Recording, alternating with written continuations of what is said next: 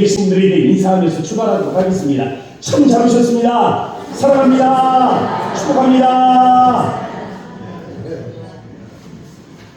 네, 조선시대에 보면요, 김만중이라는 작가가 있습니다. 소설 작가거든요. 이 김만중이 구운몽이라는 작품을 썼습니다. 9글자에 구름 문자에 그리고 꿈 몽자예요. 그래서 9개의 구름 같은 꿈이라는 작품의 제목이 이 소설이거든요. 그런데 이 소설에 보면 성진이라는 주인공이 등장을 합니다. 그러면서 꿈을 꿔요. 하나의 꿈을 꾸면서 부자가 되는 꿈도 꾸고 또 높은 벼슬에 오르는 꿈도 꾸고 뭐 이 꿈을 꾸고 저 꿈을 꾸고 깨고 또 꿈을 꿨다 깼다 꿨다 깼다 꿨다 깼다 깼다 깼다 하면서 이게 꿈인지 생신지 헷갈려지는 그러한 작품이 구운몽입니다. 근데 우리가 이 한자에 보면 호젓지몽이라는 단어가 있잖아요. 내가 나비가 되는 거죠. 나비가 되어서 꿈을 꾸는데 나비가 돼서 그냥 세상을 펄펄 날아다니는 거야. 펄펄 날아다니면서 예쁜 꽃에 가서 향기도 맡고 또 높이 나가서 세상 저 위에서 이렇게 내려다보는 그런 꿈들을 꾸는 거죠. 얼마나 이 환상적입니까? 그러다가 꿈이 딱 깼어요. 꿈을 깨고 보니까 헷갈리는 거야. 내가 나비인데 사람이 되는 꿈을 꾼 거야. 아니 내가 사람인데 나비가 되는 꿈을 꾼 거야. 이게 꿈이야? 이게 생시야? 이렇게 헷갈려지는 그런 순간들을 경험하게 되는 겁니다. 오늘 본문에 보면은요, 이 스가랴 선지자가 등장을 하거든요. 이 스가랴 선지자가 등장을 하는데 제가 이 스가랴를 보면서 드는 생각은 스가랴는 누구인가? 라고 했을 때 그의 특징을 하나로 묘사한다면 저는 영이 충만한 사람이다 라고 말하고 싶습니다. 영적으로 선지자들이 다 충만했잖아요. 그런데 그 충만한 사람 중에 그래도 으뜸은 스가랴가 아닌가 라는 생각을 가져요. 왜냐하면 스가랴가요 환상을 봅니다. 하나님께서 그에게 환상을 보여주시는데 하룻밤에 8개의 환상을 봐요. 선지자들 보면 환상을 보는 선지자들 많잖아요. 근데 하룻밤에 8개의 환상을 한꺼번에 보는 선지자는 아마 이 스가랴가 유일할 겁니다. 그만큼 영적으로 충만했다는 거죠. 사사기 말미에 보면 엘리라는 선지자가 등장을 하잖아요. 근데 이 엘리라는 이 사사가 등장을 할 때 이때 하나님께서 그 시대를 묘사를 하는데 뭐라고 묘사를 하냐면 이상이 흔히 보이지 않더라 라고 말합니다. 무슨 뜻입니까? 영적으로 메말라 있다라는 거죠. 영적으로 메말라 있는 이 시대. 그렇지만은 스가랴는 하룻밤에 8개의 환상, 영적으로 충만한 이 스가랴가 8개의 환상을 보고 그 환상을 통해서 하나님의 계시의 말씀을 우리에게 전달해 주고 있는 겁니다. 영적으로 충만하니까요, 천상이 보는 거죠. 하늘이 보는 거예요. 영적으로 충만하니까 하늘과 소망을 두면서 살아가면서 하나님의 구원의 계획, 그것을 깨닫게 될 겁니다. 그러면서 우리에게 말씀을 전하고 있는데, 그럼 여기서 조금 궁금하지 않아요? 스가랴는 누구인가? 짜잔. 요즘 텔레비에 보면 뭔가 하면 짜잔 하면서 나오잖아요. 네, 한번 패러디 해봤습니다.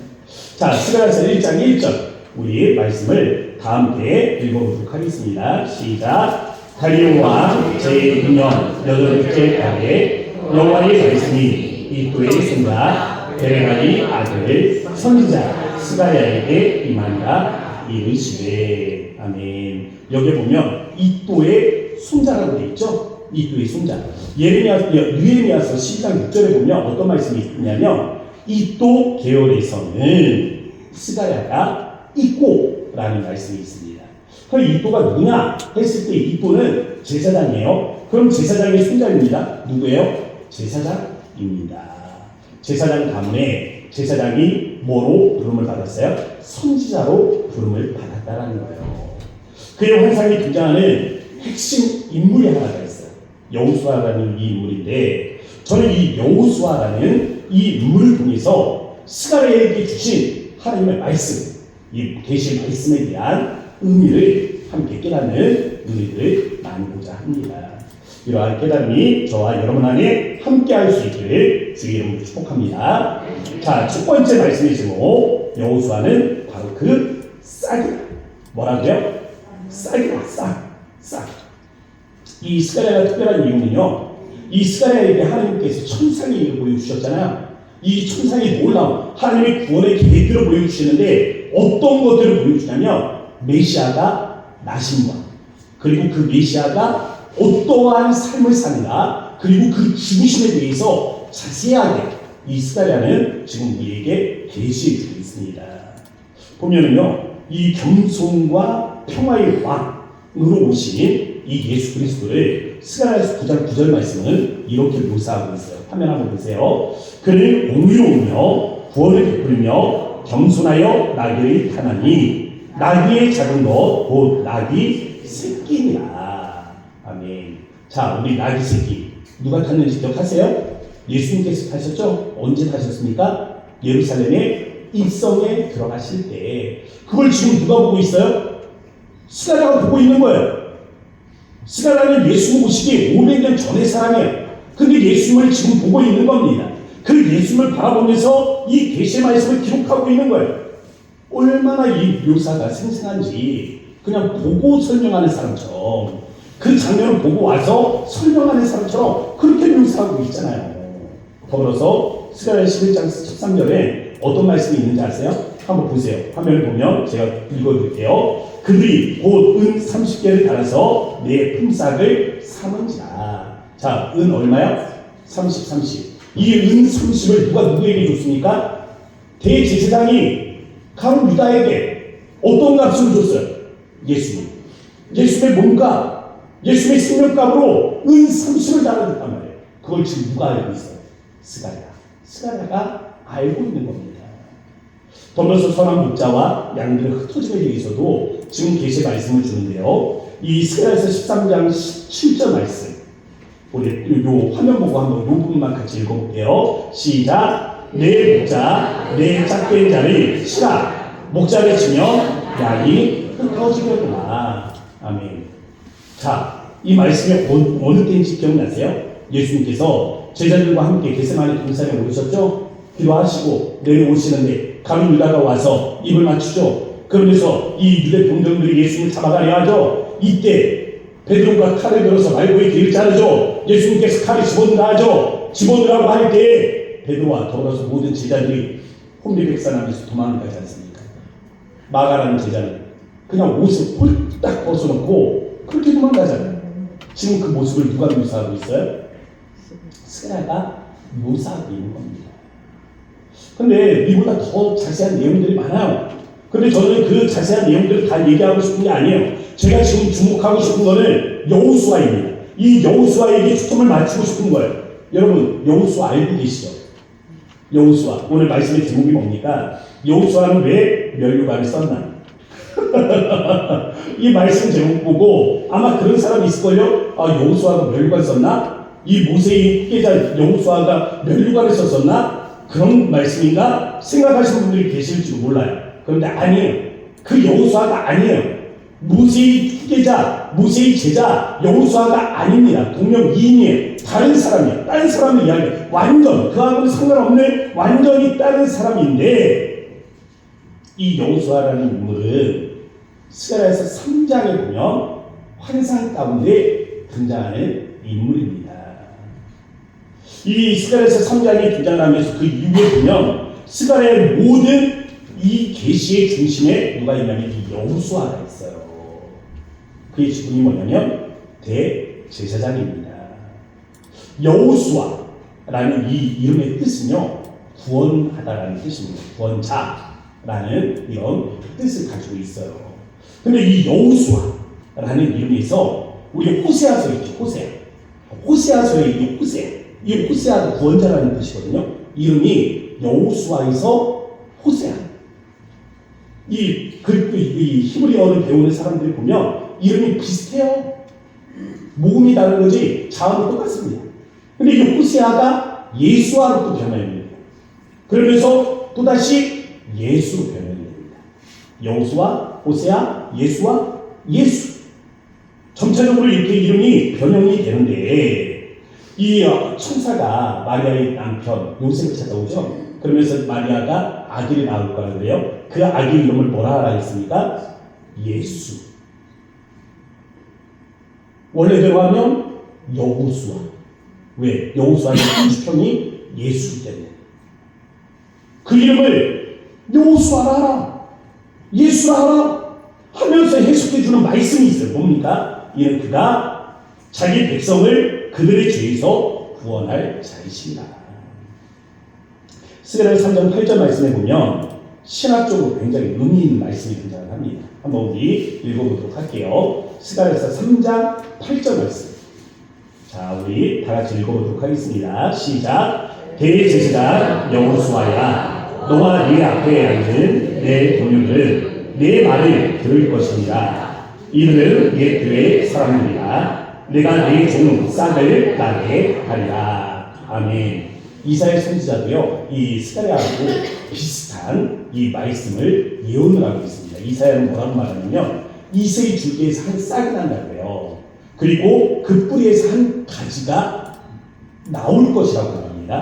그러면서 그 나무에서, 그 가지에서 많은 것들이 결실하게 된다라는 이 예언의 말씀을 전달해 주고 있습니다. 그럼 우리가 한번 상상을 해볼게요. 씨앗. 우리 씨앗을 한번 상상을 해보셨으면 좋겠어요. 씨앗이 땅에 떨어집니다. 땅에 떨어지면 어떻게 돼요? 그거 먼저는 썩겠죠. 썩고 나면 그 다음 싹이 나죠. 싹이 나는데 싹은 뭐예요? 이파리잖아요. 이파리가 나온단 말이에요. 근데 이 이파리는 그냥 나옵니까? 이파리만 두쪽 그냥 나오는 거예요? 아니요. 그 밑에 보면 뭐가 있어요? 줄기가 있죠. 줄기가 나중에는 가지가 되는 거 아닙니까? 이 줄기가 나오잖아요. 바로 이 장면, 이거를 지금 스가랴와 이사야는 묘사를 하고 있는 거예요. 한 줄기가 나온다, 한 가지가 나온다, 거기에서 싹이 나온다. 바로 이 말씀이요. 바로 이 묘사란 말이에요. 하나의 씨앗이 땅에 떨어지고 하나의 줄기가 올라오고, 바로 이 장면을 묘사하면서 이 줄기에서 피어나는 싹, 이 줄기와 그 싹은 여호수아다 라고 지금 말씀해 주고 있는 겁니다. 그럼 이 씨앗의 개념, 이 줄기의 개념이 어디에서 만나가 궁금하더라고요. 어디서 만나? 창세기 보면 누가 있습니까? 창세기 하면 딱 생각나는 사람. 모세는 출애굽기에 나와요. 그럼 창세기는 누구 생각나요? 아담. 너무 오래 머리가 고조선으로 가버렸네. 그럼 누구 생각나요? 아브라함. 창세기는 아브라함 없이는 말할 수가 없잖아요. 근데 이 아브라함에게 하나님께서 축복을 주십니다. 하나님이 아브라함에게 축복을 주시는데, 축복을 주실 때 중요한 두 가지 핵심 내용이 있어요. 이 중요한 두 가지 핵심 내용이 뭐냐면 땅과 자손이에요. 땅과 자손. 이 땅과 자손인데, 자, 창세기 22장 18절 말씀 한번 다 같이 읽어보도록 할게요. 시작. 내 씨로 말미암아 천하 만민이 복을 받으리니. 아멘. 자, 여기 씨 보여요? 씨 보여요? 제가 밑줄 그었는데 이 씨에 밑줄 그어진 게 여러분들은 잘 안 보일 수도 있어요. 다음에는 좀 진하게 그어드릴게요.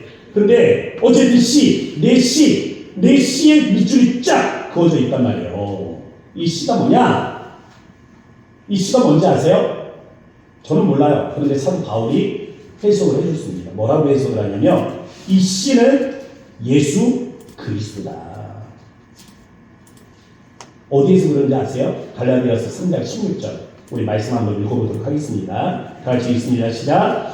이 약속들은 아브라함과 그 자손에게 말씀하신 것인데 여럿을 가리켜 그 자손들이라 하지 아니하시고 오직 한 사람을 가리켜 내 자손이라 하셨으니 곧 그리스도라. 아멘. 이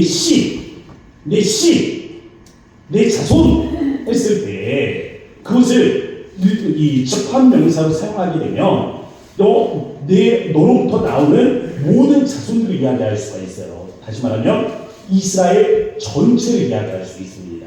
그런데 바울이 뭐라고 했어요? 그거 아니다. 봐라, 그거 아니다. 단수다. 한 사람이다.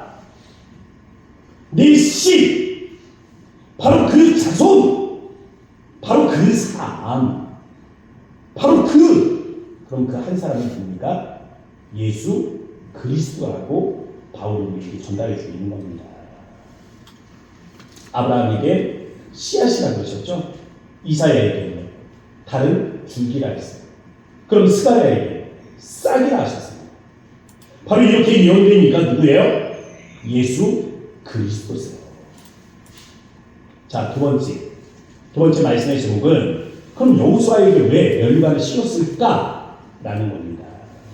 스가랴 6장, 이제 오늘 본문의 말씀으로 돌아오는 거예요. 이 6장에 보면 면류관을 만들어 놓은 한 상이 있습니다. 이 면류관을 만들어 놓은 한 상을 보면 세 명의 인물이 등장을 하고 있거든요. 우리 10절, 6장 10절 말씀이에요. 우리 같이 읽어보도록 하겠습니다. 시작. 사로잡힌 자 가운데 바벨론에서부터 돌아온 헬베와 도비아와 여다야가 스바냐의 아들 요시야의 집에 들어간다니. 아멘. 여기까지만 읽어보면요, 바벨론에서 온 사람들이 있죠. 몇 명이요? 3명이요. 이 헬베와 도비아와 여다야예요. 근데 이 세 사람, 이 이름은 중요하지 않습니다. 근데 바벨론에서부터 온 사람들이 있단 말이에요. 그리고 스가랴에게 그들에게 가서 그들을 만나서 받아오라는 게 있어요. 가져와라, 받아와라 하신 게 있어요. 그게 뭐냐면 은과 금이에요. 은과 금. 근데 이 은과 금을 받아오라고 하셨는데, 잘 생각해 보세요. 이들이 어디서 왔습니까? 바벨론에서 왔어요. 바벨론에서 왔는데 왜 이들을 지금 온 거예요? 그들은 남아있는 자들이에요. 바벨론의 포로 시대가 끝났습니다. 그래서 이스라엘 백성들은 포로 귀환을 했어요. 그런데 다 온 게 아니야. 다 온 게 아니라 거기에 남아있는 사람들이 있어요. 남아있는 사람들 중에는 정치적으로 유력한 사람들, 이 경제적으로 유력한 사람들이 있습니다. 그들에게 무엇을 가져왔어요? 은과 금을 가져온 거예요. 그 사람들에게 은과 금을 가져와서 하나님 앞에 드리는데 스가랴에게 그것을 가져다가 만들라는 게 있습니다. 뭡니까? 면류관이요. 이 면류관을 만들어서 그것을 누구에게 씌워주라? 여호수아. 자, 그럼 여기서 한번 우리 생각을 해보세요. 여호수아에게 씌우는 건 문제가 안 돼. 근데 한번 생각을 해보세요. 여호수아의 직분이 뭐였는지 기억나세요? 앞에서 짧게 제가 말씀드렸는데 대제사장입니다. 그러면 다시 한번 생각해 봅시다. 면류관을 쓰는 사람은 누구입니까? 대제사장이에요? 아닙니다. 면류관을 쓰는 것은 왕이요, 왕. 왕이 쓰는 거예요. 근데 지금 누구에게 씌우라고요? 대제사장 여호수아에게 씌우라. 왜 대제사장에게 왕관을 씌우라 하는 거예요? 그가 왕이라는 것입니다. 다시 말하면 이중직이에요. 왕도 있고 대제사장의 직분도 있는 것이죠. 이 두 개의 직분이 있다는 것을 지금 우리에게 암시해 주고 있는 겁니다. 십자가의 길을 기억하세요? 이 십자가의 길을 바라보면 우연은 없습니다. 그냥 억지로 일어나는 일들은 없어요. 모든 건 하나님이 의도하시는 것입니다. 이 우연이나 억지가 존재하지 않는 이 십자가의 길을 보면 여러분들 어떤지 모르겠어요. 그런데 저는 솔직히 이해가 되지 않는 장면이 하나가 있습니다. 브라이 도리온 광장, 빌라도의 뜰. 이 장면이 좀 저는 이해가 잘 안 돼요. 왜냐하면 재판이 이루어졌습니다. 빌라도가 판결을 내렸어요. 사형이다. 십자가에 처형하라. 그럼 군사들은 어디로 가야 돼요? 골고다 언덕으로 가야 돼요. 예수는 그곳에서 못 박아 죽이면 된단 말이에요. 그런데 우리가 예수의 이 십자가의 길을 보면 이 로마의 군사들이 예수를 끌고 어디로 가냐면 브라이 도리온 광장으로 갑니다.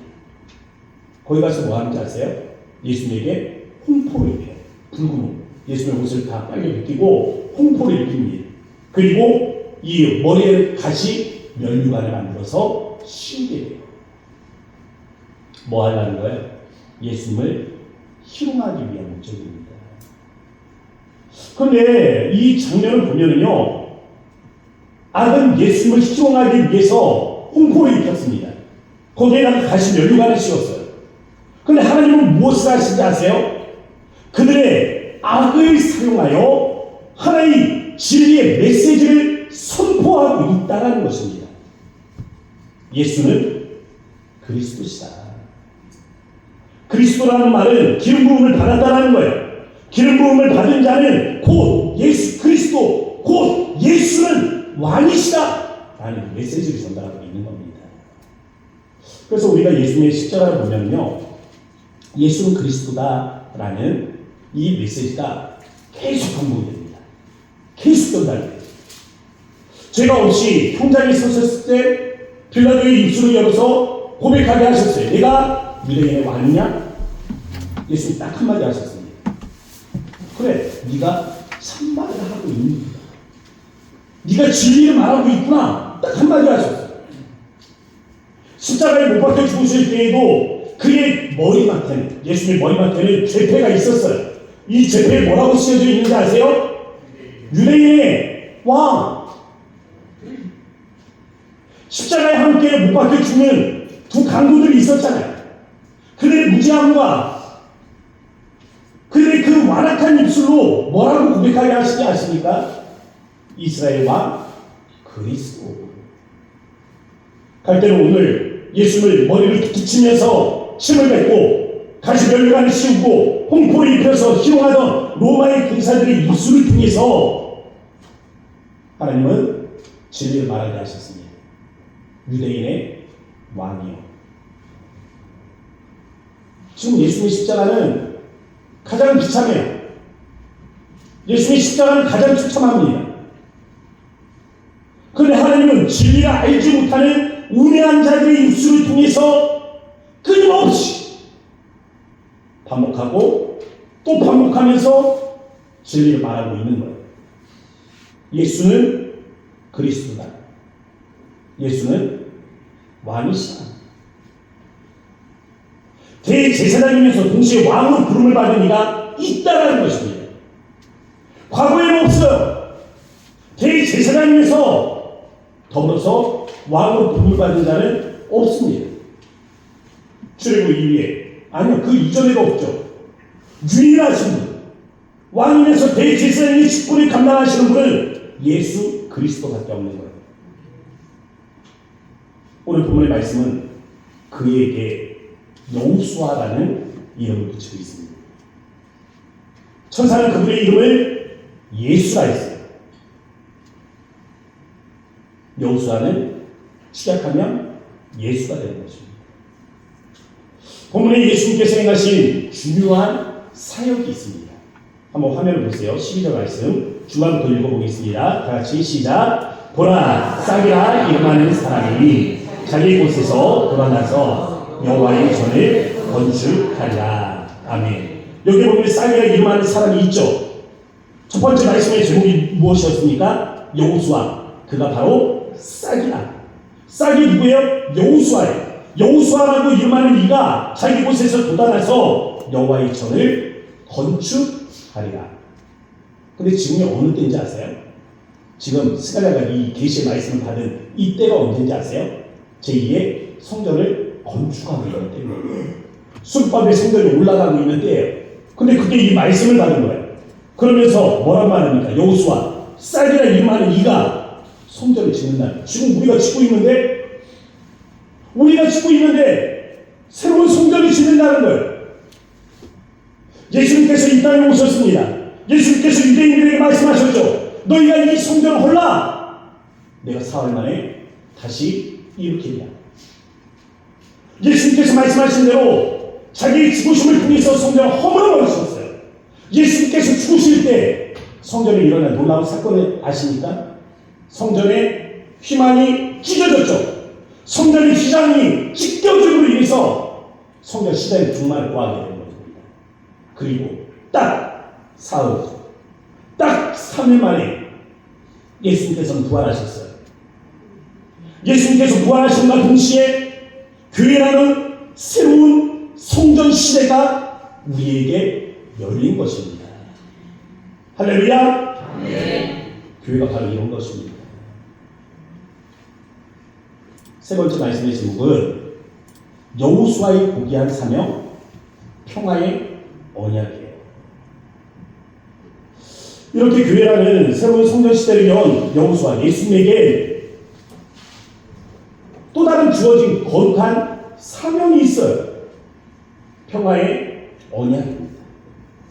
한번 13절 말씀 우리 읽어보도록 할게요. 13절입니다. 다 같이 읽습니다. 시작. 그가 여호와의 전을 건축하고 영광도 얻고 그 자리에 앉아서 다스릴 것이요 또 제사장이 자기 자리에 있으리니 이 둘 사이에 평화의 의문이 있으리라 하셨다 하고.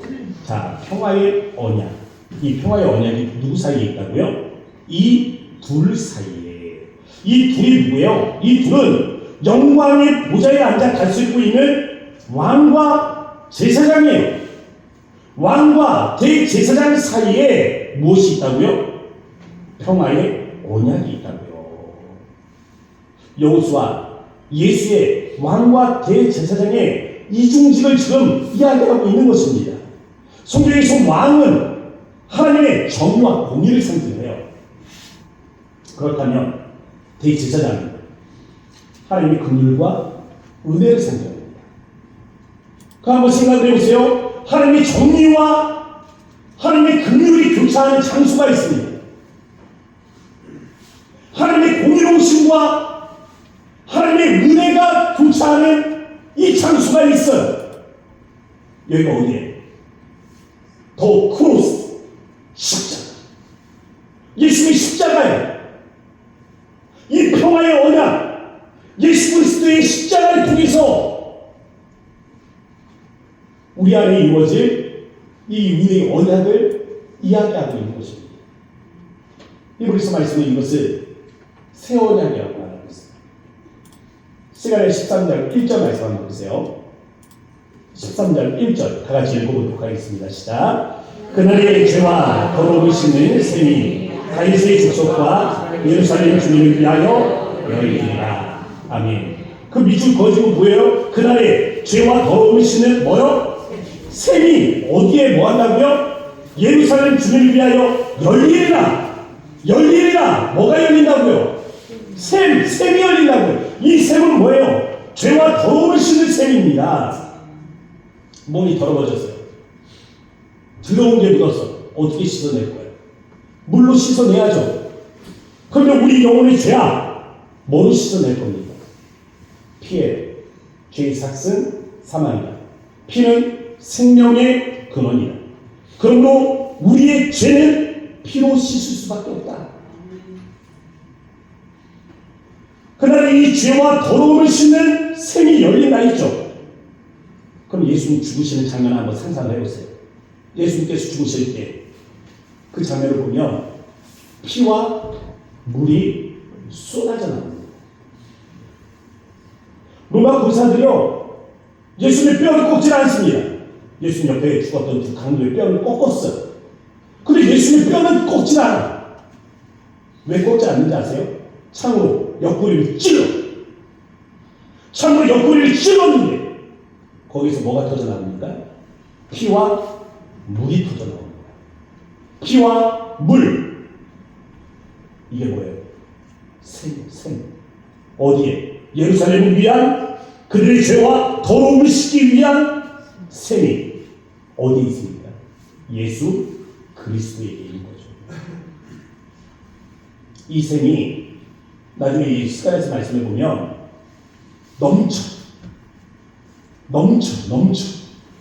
넘쳐서 동쪽으로 넘치면 동해 바다로 가고 서쪽으로 넘치면 풍짝이 있잖아요.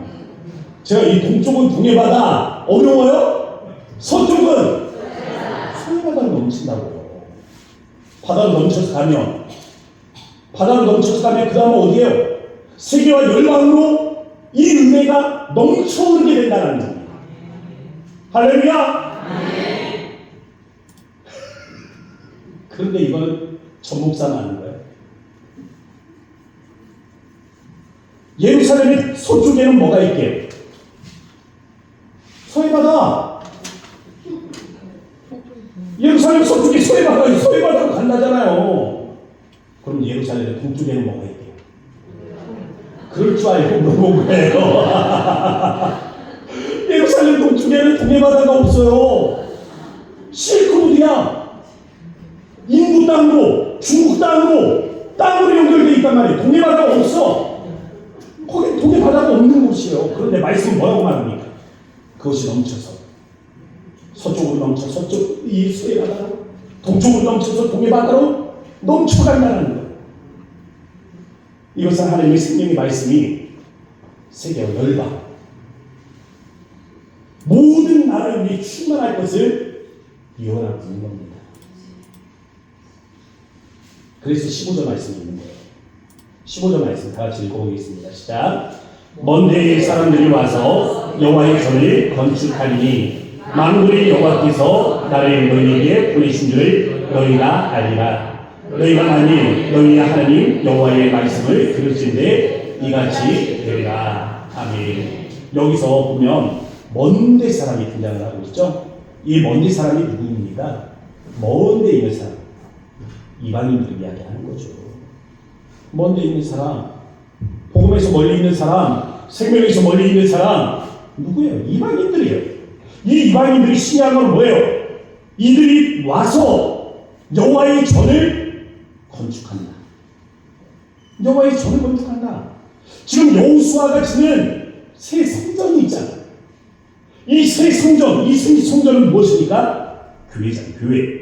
이 교회 이방인들이 들어와서 하나님의 말씀을 듣게 되리라는 이 이방 구원의 사역, 이 이방 구원의 신학이 지금 예수님 오시기 500년 전에 스가랴에게 주어지고 있는 겁니다. 왜 복음이 유대인들이 아니라 이방인들에게 흘러가게 된 거예요? 유대인들이 믿지 않아서요? 그들이 믿지 않아서 하나님이 니들 믿지 않으니까 이방인에게 믿게 하겠다 이겁니까? 아니요. 하나님의 구원 계획에는 이미 우리가 있었단 말입니다. 모든 것은 약속으로 시작됐어요. 싹이라 이름하는 이는 약속을 따라서 이 땅에 오셨습니다. 싹이라 불리우는 이가 약속대로 새 성전을 이루셨죠. 이 교회를 세우셨습니다. 그런 약속의 말씀대로 십자가에서 통하여 언약을 이루셨단 말이에요. 이 십자가에서 통하여 언약을 이루심으로 말미암아 먼 데 있던 우리를 하나님의 거룩한 성전으로, 먼 데 있던 우리를 하나님의 복음의 말씀으로, 먼 데 있던 우리를 하나님의 그 영광의 생명으로 불러주신 것입니다. 우리는 먼 데 있었지만 하나님은 우리를 생각하고 계시다. 우리는 먼 데 있었지만 하나님은 우리를 기억하고 계셨던 것입니다. 하나님이 아브라함을 생각하심으로 누구를 구원하셨습니까? 롯과 그의 가족을 구원하셨어요. 그렇다면 이제는 하나님이 우리를 생각하신다면 우리 안에 어떠한 역사들이 일어날 수 있겠습니까? 하나님이 동현이를 생각하십니다. 하나님이 동현이를 생각하심으로 말미암아 그의 아내를 구원하시고, 하나님이 동현이를 생각하심으로 말미암아 그의 아들을 구원하시고, 하나님께서 동현이를 생각하심으로 말미암아 그의 형제들을 구원하시며 그의 부부를 구원하시는 은혜가 있게 되는 것입니다. 먼데 있는 우리를 하나님의 새 성전 교회로 부르셨단 말이에요. 먼데 있는 그 일을 하나님께서는 오늘도 이 생명의 자리로 부르고 계시는 것입니다. 이 같은 은혜들을 우리가 사모하면서 이 한 주간을 우리가 묵상하며 살아갈 때 우리를 위해서 이 땅에 오신 그 주님을 기억할 수 있는 은혜로운 시간들이 될 수 있기를 바랍니다. 우리 이 시간에 마음을 모아 함께 기도하도록 합시다. 하나님은 우리를 생각하심으로 이 땅에 예수 그리스도를 보내셨습니다. 교회를 세우셨고 먼데 있던 우리로 이 교회의 일원이 되게 하셨습니다. 아직도 먼데 있는 사람이 있죠. 이 믿음의 공동체에서도 몸은 이곳에 와 있으나 마음은 먼데 있는 자들이 있습니다. 분명히 있어요. 그렇지만 하나님 우리를 생각하셔서, 아버지 우리를 생각하셔서 그들을 하나님의 거룩한 성전으로 부르시고 하나님 이곳에서 주의 말씀을 함께 나눌 수 있도록 은혜를 더하소서.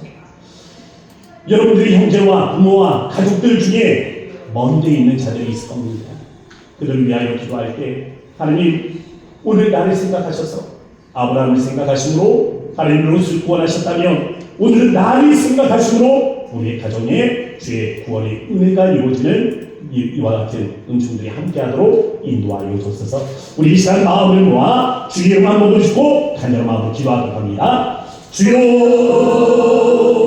아버지 하나님 감사합니다. 주의 하나님 우리 하나님 사랑해 아버지 우리 하나님 이 자리에 함께합니다. 주의 하나님 우리를 하나님 부선한 우리의 하나님 이 시간 될 수 있도록 아버지의 하나님 함께하시고 주의 하나님을 받고 아버지 준비하신 은혜를 우리가 바라보며 주 앞에 하나님 구하는데 주의 하나님을 받고 준비하신 우리들이 하나님 옆에 하나님 함께하는 우리 하나님 우리들이 함께할 수 있도록 주의 우리에게 하나님 은혜를 구하여 주셔서 이와 같이 우리를 하나님 구하실 때 멀리 있는 우리에게 아버지의 하나님 우리신의 하나님 은혜를 구하여 아버지 주의 하나님 거룩한 하나님 말씀들을 듣게 하시며 아버지 우리가 이 교회와 아버지 주의 하나님 거룩한 성도를 이루게 하심을 아버지 우리가 하나님 감사를 드립니다. 오늘 우리 하나님 주신 말씀을 기억하며 우리를 위하여 썩이라 예마시니가 하나님 이 땅에와 하나님 교회를 세우시고 하나님 교회 하나님 우리가 이런 일을 하시며 하나님 주의 거룩한 복음의 말씀을 듣게 하신 이름으로 감사하며 나아갈 수 있도록 인도하여 주옵소서. 거룩하신 아버지 하나님 감사합니다. 오늘 우리에게 주신 이 말씀을 기억할 때 하나님 우리 스가랴 선지자에게 하나님께서 놀라운 계시의 말씀을 통하여 예수 그리스도 이 메시아의 나심과 하나님 그의 하나님 모든 삶들을 보여주셨던 것처럼 하나님의 구원의 계획이 우리 안에 드러날 수 있기를 주여 간절한 마음으로 구하며 간구합니다. 아브라함을 생각하시고 롯을 구원하셨듯이 먼데 있던 우리를 부르심으로 말미암아 하나님 주의 구원의 백성으로 삼아주시고 하나님 주의 거룩한 이 새 성전에 하나님의 교회의 일원이 되게 하심을 감사드립니다.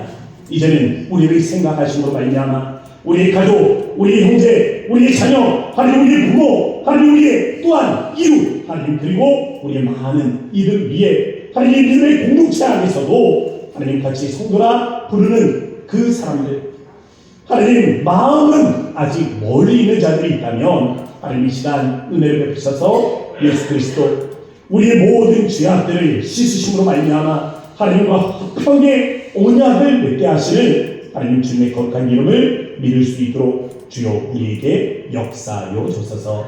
살아계신 예수님의 이름으로 감사하며 기도합니다. 아멘. 우리 다 함께 자리에서 일어나셔서